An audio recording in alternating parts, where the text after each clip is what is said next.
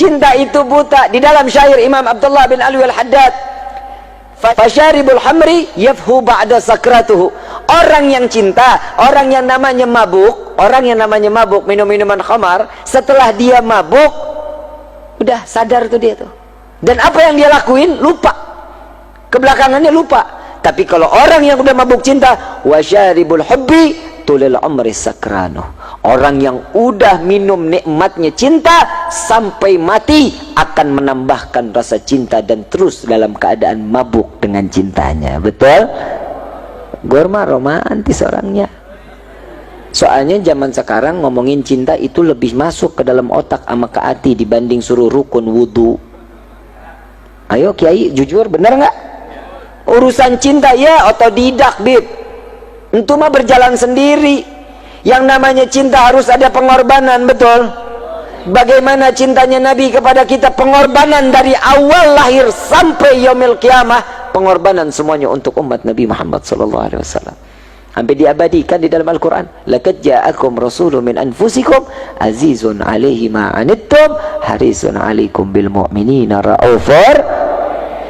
Akan datang kepada kalian seorang Rasul utusan Allah, sama seperti kalian, bagian golongan manusia, memiliki Rahman, memiliki Rahim, punya kasih sayang yang begitu besar, namun beban umatnya dipikul sampai yaumil qiyamah. Beban umat dipikul, kita beban hidup kita sendiri aja udah males. Belum ujian dalam hidup nih, tapi ingat-ingat nih, ada ujian, ada azab. Ya, ada ujian, ada. Buat orang yang ujian, mereka yang punya kelas. Orang sekolah punya kelas, ada ujiannya kan? Ada tingkat kenaikan kan? Kalau dia bagus, nilainya bagus, bisa naik ke. Kalau dia lulus dalam ujiannya. Kalau orang yang nggak mungkin sekolah, orang nggak sekolah, mungkin nggak ada ujian.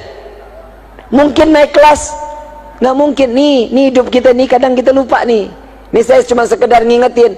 Ada orang, kalau kita tanya, kita tahu nih orang, ibadahnya males, ogah, ngaji nggak mau, baca Quran enggak. Begitu datang ketemu kita, ujian besar sekali. Sampaiin nama dia, itu bukan ujian tong, itu azab baru di dunia. Kalau orang nggak ibadah, azab namanya. Tapi kalau orang yang ibadah, itu adalah ujian. Setiap ujian berarti Allah ingin mengangkat derajat kita di sisinya. Alhamdulillah. Enak kan? Enak gak jadi umat Nabi? Gue mah ogah ujian mulu. Ujian dalam hidup ini gimana cara hindarinnya? Yang pertama harus sabar, betul? Bagaimana caranya? Tapi jangan pernah minta doanya, ya Allah berikan tambah kesabaran buat diri hamba. Jangan.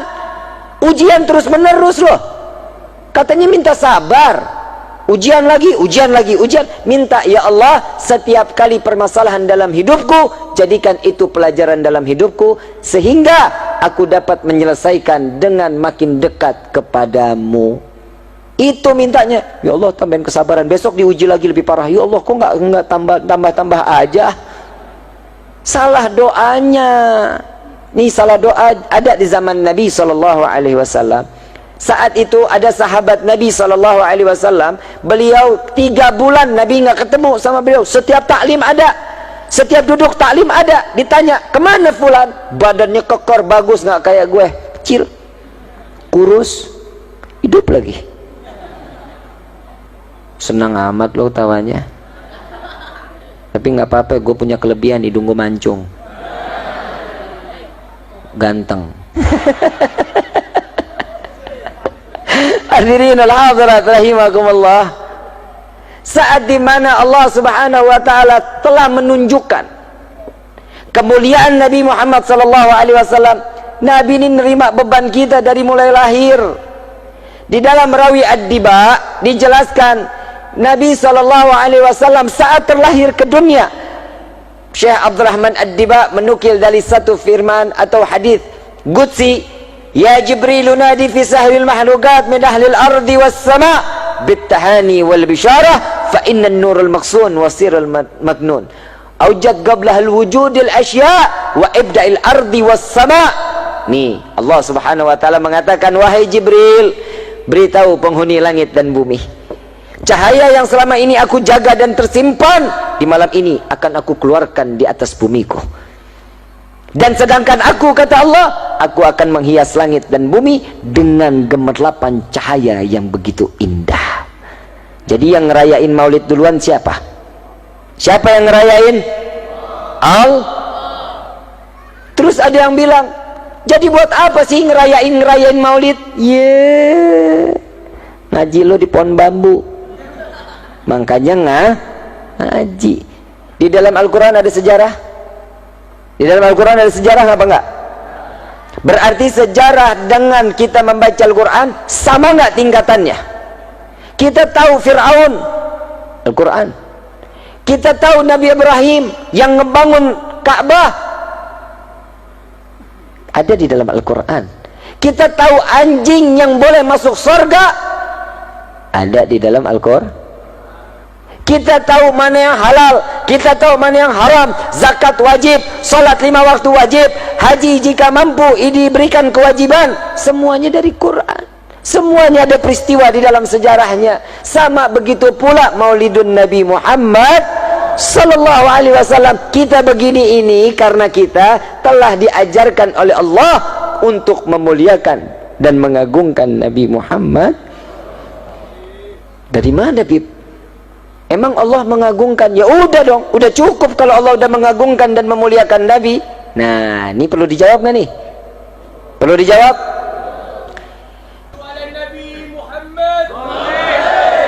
Bukan semata-mata kita cuman mau cari perhatian. Nabi ini mikirin kita. Kalau ada orang yang di luar sana, untuk apa, buat apa, kenapa, tanya nih seakan-akan dia sama iblis sama.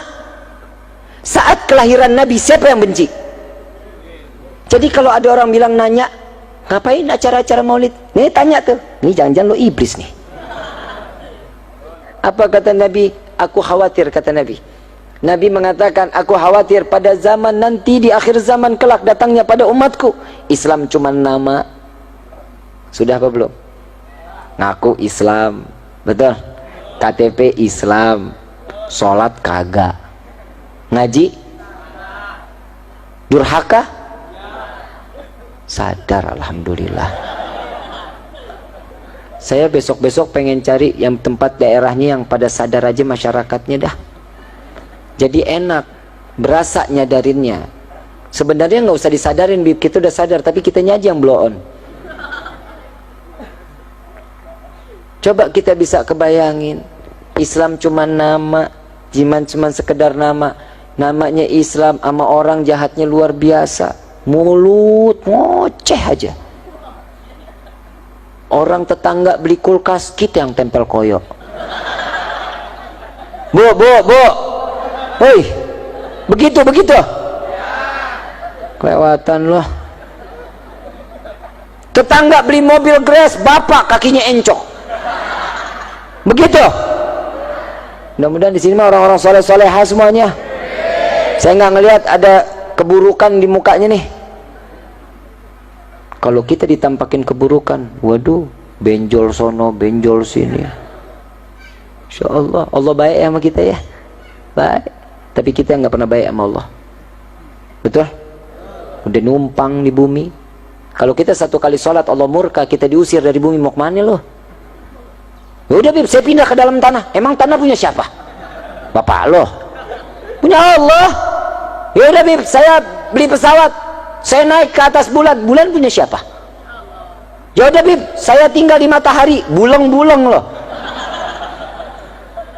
Matahari punya siapa? Ya udah Bib, saya tinggal di neraka. Neraka punya siapa? Kalau Allah sudah turunkan murka kepada setiap hamba, selesai hidup loh. Jangan main-main, jangan main-main. Untuk masalah sholat nggak ada kata tawar menawar.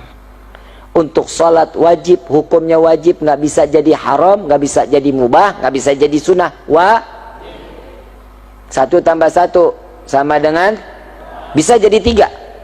Kenapa?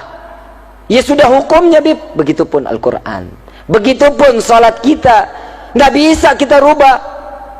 Kalau yang udah namanya sudah ketentuan Allah, ini maktub, nggak bisa dirubah, udah nggak bisa. Laki, ini udah maktubnya jadi laki. perempuan udah maktubnya, nggak boleh dirubah. Kenapa? Ini udah kodratnya.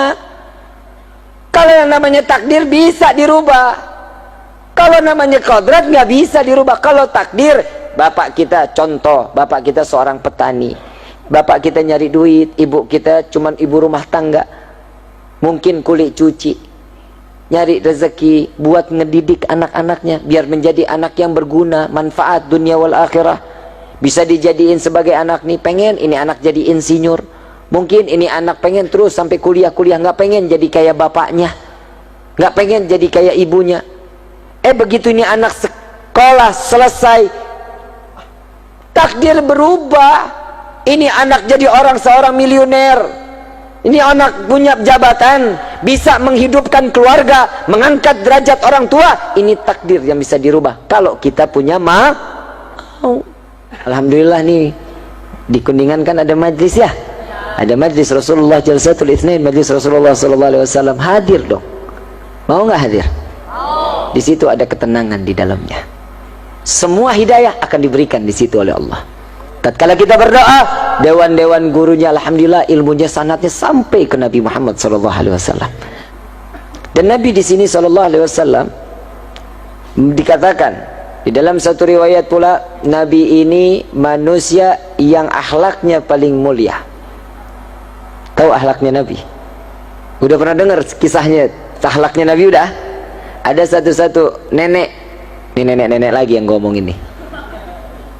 Ada nenek-nenek tua Yahudi, tiap pagi kerjaannya ngeludahin orang. Yang orang tersebut Nabi Muhammad SAW. Lewat Nabi diludahin, Nabi ulap mukanya pakai sorban dan dikatakan barakallahu fiik, semoga Allah limpahkan keberkahan. Dengan senyuman Nabi lontarkan. Besoknya Nabi nggak putar arah, enggak, Nabi lewat lagi, makin dekat jalannya. Makin besoknya lewat, deketin lagi. Sahabat sampai bingung, ya Rasulullah kok demen amat diludahin sih? Apa kata Nabi? Udah bener jauh, kenapa deket? Apa kata Nabi? Aku khawatir tatkala dia sedang mendatangiku, dia kesandung, sakit. Lebih baik aku yang dekat biar dia tidak terlalu jauh meludahkanku, kata Nabi Muhammad SAW. Sallu ala Nabi Muhammad. Mulia Nabi Muhammad SAW. Saya kalau udah ngomongin akhlak Nabi, aduh, kita nggak ada apa-apanya akhlak kita, benar-benar. Itu yang pertama. Sampai 3 hari ini nenek nggak datang, nggak ada. Saat Nabi lewat, kok nggak ada yang ngeludahin saya lagi? Dicari sama Nabi, ditanya sama tetangganya, kemana ini nenek yang biasa nyapu-nyapu di depan rumahnya? Sakit ya Rasulullah. Khawatir Nabi, lari ke pasar, ngambil makanan, beli manisan, beli roti, datang lagi ke rumahnya, lihat rumahnya berantakan, dia ambil sapu, disapuin sama Nabi, disapuin, dianya lagi tidur, ditungguin sama Nabi. Sampai dia terbangun, selesai terbangun dia kaget, ada apa ya Muhammad? Apakah kau ingin membunuhku? Tidak wahai nenek. Apa engkau ingin membalas untuk meludahi aku? Tidak wahai ibuku. Sampai dikatakan ibuku, kata Nabi SAW.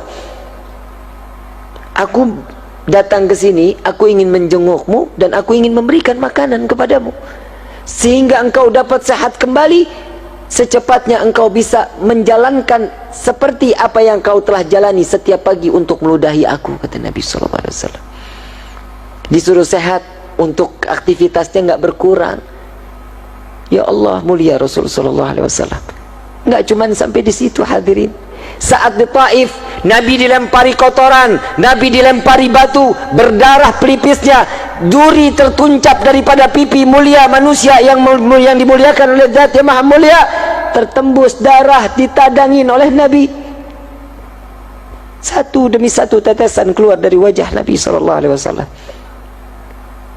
Saat semua sahabat mengatakan, ya Rasulullah, biarkan, jangan kau tadangi, jangan kau tampung, biarkan darah itu menetes.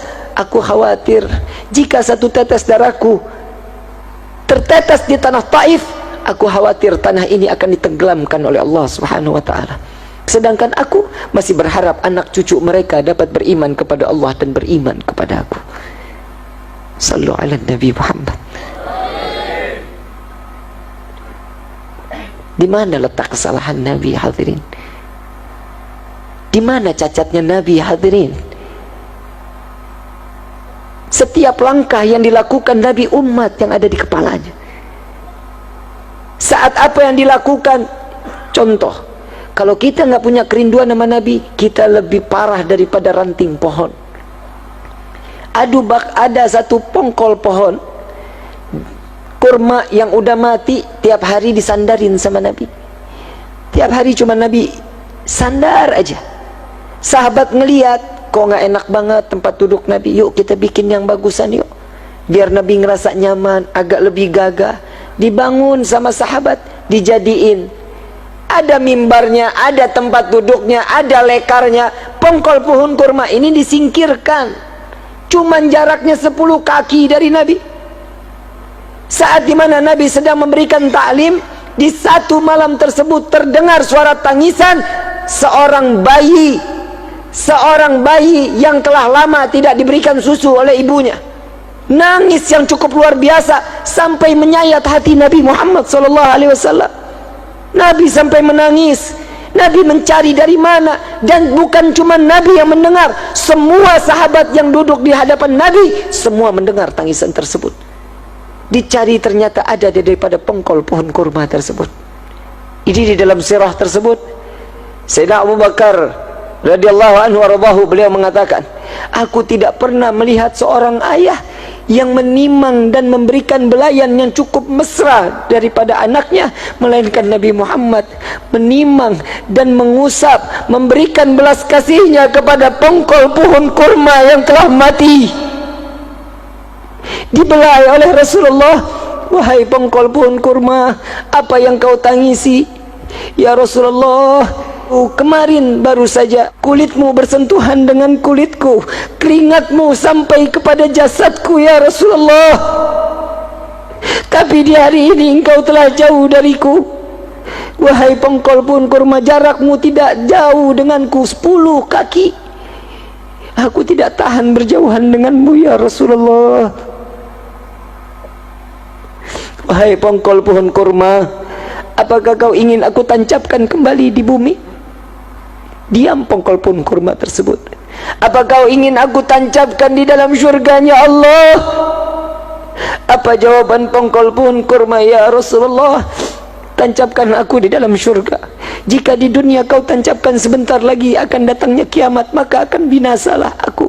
Tatkala engkau masukkan aku di dalam syurga, engkau tancap aku di syurga, aku akan selalu memandangmu dan selalu berdekatan denganmu ya Rasulullah. Huwa Muhammad, belas kasihnya sangat luar biasa, kecintaannya kepada makhluk, rahmatan lil alamin. Kepada siapapun Nabi memberikan tumpahan kasih sayangnya. Ayuhal hadirun jamaah rahimakumullah, kita ingat saat perjalanan Isra wal Mi'raj Nabi, malaikat Jibril tidak dapat masuk, sama-sama menemani Nabi untuk berjumpa dengan Allah. Di saat itu malaikat Jibril mundur. Ya Rasulullah, aku tidak dapat melangkahkan kakiku satu langkah pun. Jika satu langkah aku masuk, maka akan hancur tubuhku.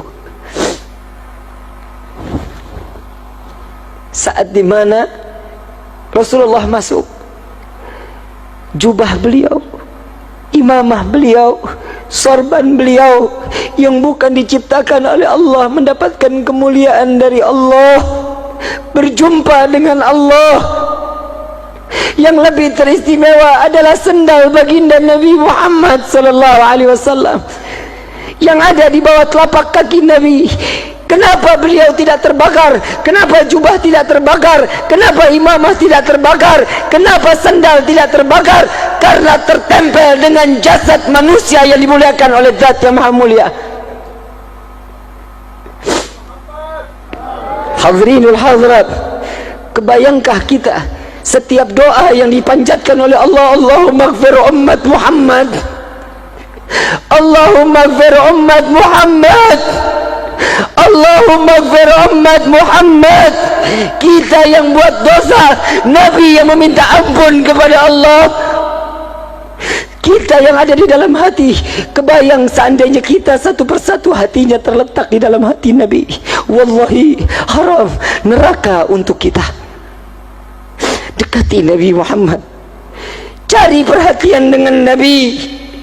Andai saja kita seluruh ada di dalam hati Nabi Muhammad, maka akan senang di dunia dan akan senang di akhirat.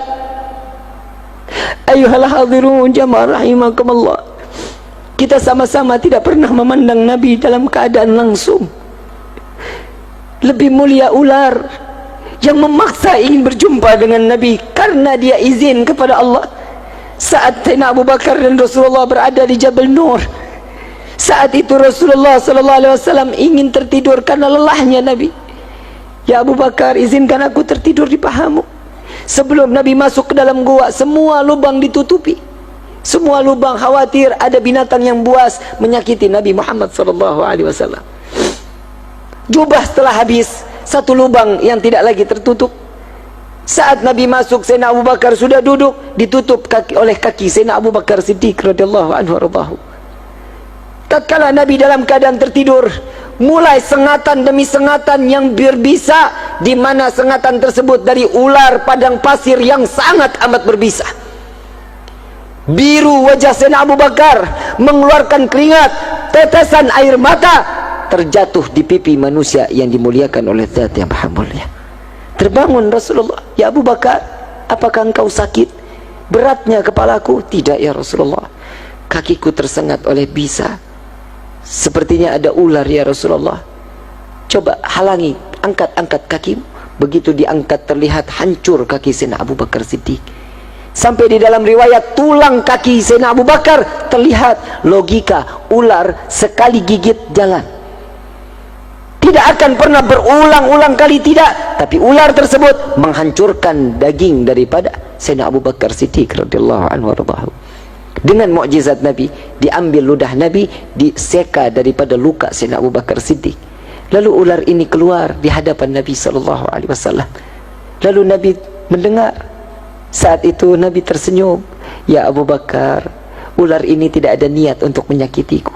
Dia izin kepada Allah, hanya ingin memandang wajahku.